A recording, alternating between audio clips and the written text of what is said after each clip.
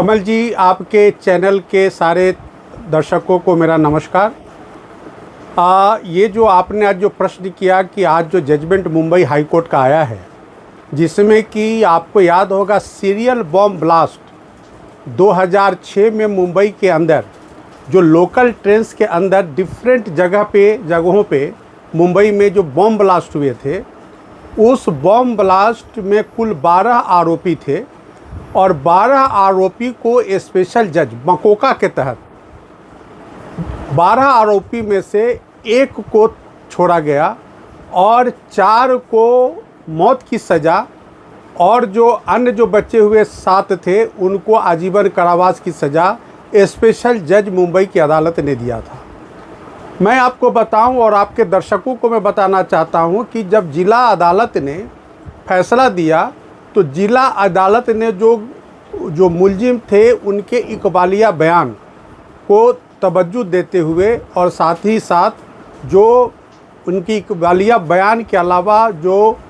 कुछ आई विटनेसेस के जो गवाही थे उनको मानते हुए उनको सज़ा दी गई। लेकिन आज मुंबई की अदालत में क्रिमिनल अपील जो डिवीज़न बेंच के समक्ष रखी गई थी, आज उसका फैसला आया और ये बेहद चौंकाने वाली बात है कि जितने भी मुलजिम जिनको स्पेशल जज ने सज़ा दी थी, जिन्हें मौत की सज़ा मिली थी और जिन्हें आजीवन कारावास मिला था, सबों को आज एक्विट कर दिया गया, यानी कि उनके खिलाफ सारे मुकदमे से उनको रिहा कर दिया गया, यानी कि उन पर कोई सज़ा नहीं उनको दिया गया। तो इस तरह से आज Mumbai bomb blast, Mumbai train में जो सीरियल बॉम्ब ब्लास्ट हुआ था, उस कथा का या उस केस का एक तरह से पटाक्षेप मुंबई हाई कोर्ट के द्वारा किया गया है। मैं आपको बताऊं कि ये जो 7/11 का जो मामला है मुंबई के अंदर, उसके पहले जो 2006 का वाक़या है, इस वाक़या में ये जो टेररिस्ट एक्ट था और तब टेररिज्म जो है भारत के अंदर टेररिस्ट जो विदेशी टेररिस्ट आते थे उनके द्वारा कराया जाता था। सब पाकिस्तान स्पॉन्सर्ड वो टेररिस्ट होते थे और वो किस तरह से यहाँ पर हत्या किया जाता था, किस तरह से जेनोसाइड को अंजाम दिया जाता था।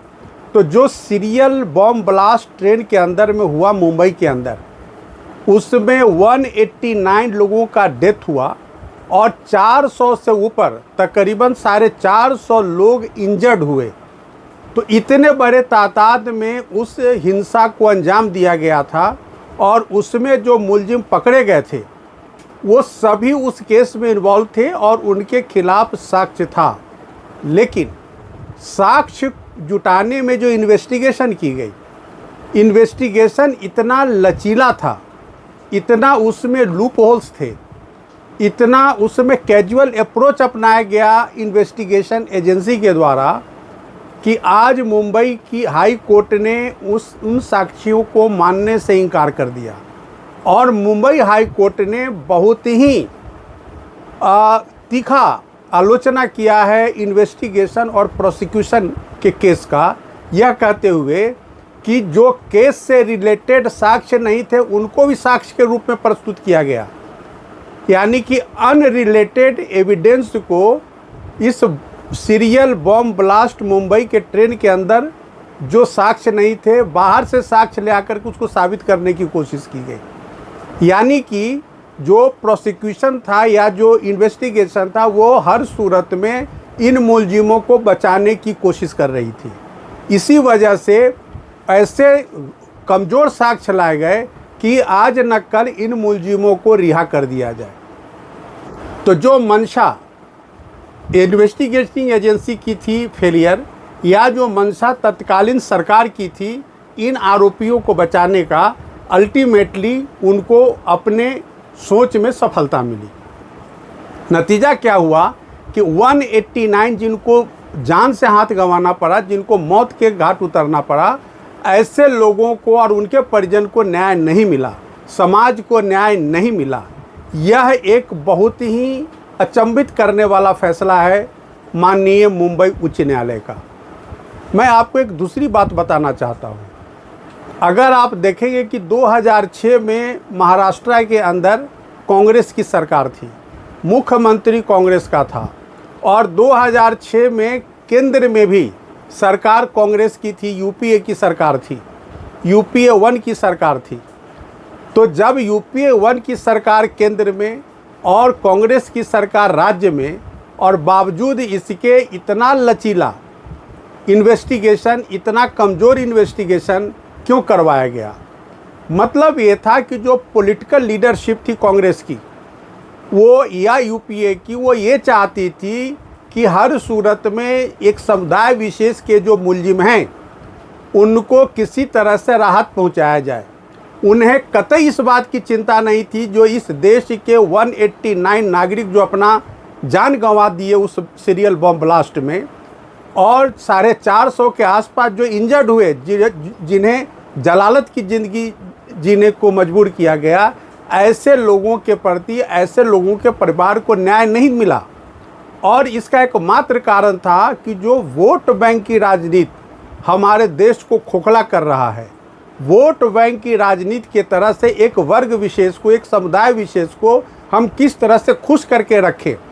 इस दिशा में उनकी मंशा काम कर रही थी। नतीजा यह था कि जो साक्ष्य से रिलेटेड साक्ष्य नहीं थे,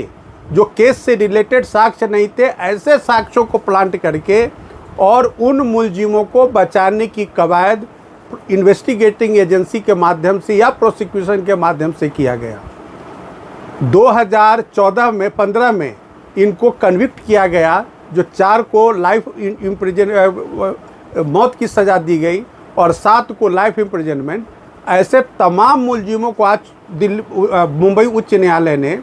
यह कहते हुए बरी कर दिया कि उनके खिलाफ जो साक्ष्य प्रोसिक्यूशन ने दिए वो काफ़ी कमज़ोर है,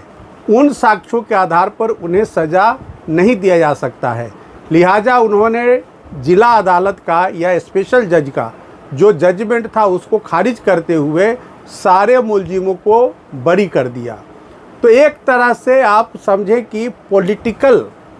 जो एम्बिशन था यूपीए पार्ट 1 का या राज्य में जो कांग्रेस की सरकार थी उनका, तो शुरू से उनकी ये मंशा रही कि एक वर्ग विशेष के लोगों के खिलाफ अगर कोई आरोप आता है, आरोप लगता है, तो उनको किस तरह से मदद करके उन आरोपों से मुक्त कराया जाए, इस दिशा में उन्होंने गवर्नमेंट मशीनरी को, गवर्नमेंट एजेंसीज को भी प्रभावित किया है। आज वो इस बात का ताना बाना बुनते हैं कि जो आज जो भाजपा की सरकार है वो गवर्नमेंट एजेंसी को प्रभावित करती है, लेकिन आज का जो मुंबई उच्च न्यायालय का फैसला है वह साबित कर दिया ऑन रिकॉर्ड कि तत्कालीन यूपीए 1 की सरकार और महाराष्ट्र के अंदर कांग्रेस की सरकार ने सरकारी एजेंसी का दुरुपयोग करके और एक सीरियल बॉम्ब ब्लास्ट की घटना में जहां की लगभग 189 लोगों का मौत हुआ और 450 के आसपास इंजर्ड हुए, ऐसे लोगों के मौत के गुनाहगार को बचाने की कोशिश की गई। इससे बड़ा घिनौना पॉलिटिकल उद्देश्य की प्राप्ति के लिए किया गया कार्य कुछ भी नहीं हो सकता है।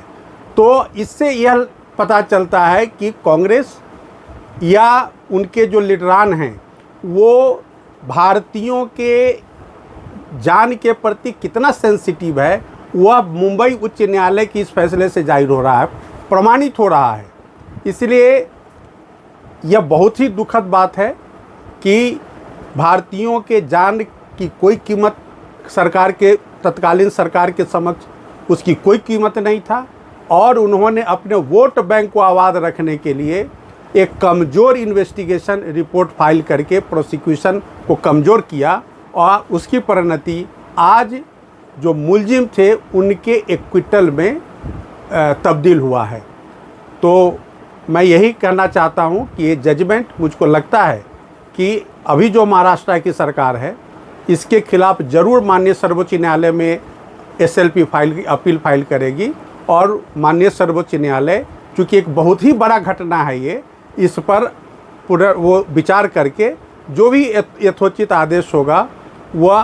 पास किया जाएगा। अब हमें आज की जो राज्य सरकार है उसके अगले कदम का इंतज़ार करना होगा। जय हिंद।